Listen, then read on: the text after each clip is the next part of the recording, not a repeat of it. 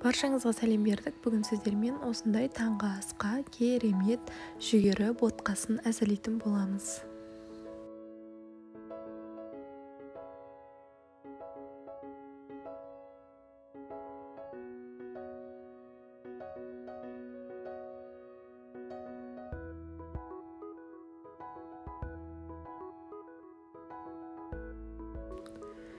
Ең алдымен бір кесе жүгерімізді салып, жақсылап жуып аламыз.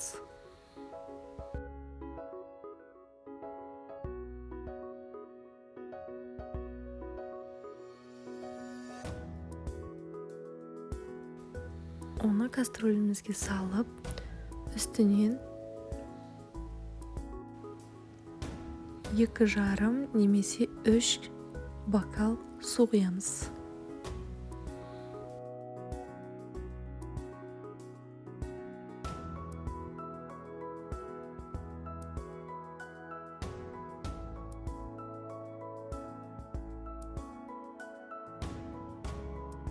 Арасында араластырып тұруды ұмытпаңыз.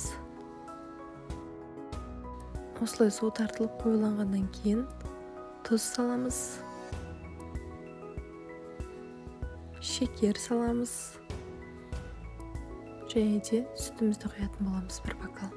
Қалауыңызша сары май салсаңыз болады. Баяу отта бір бұрқ еткіземіз. Осымен біздің кашамыз дайын. Міндетті түрде жасап көріңіздер, ас болсын.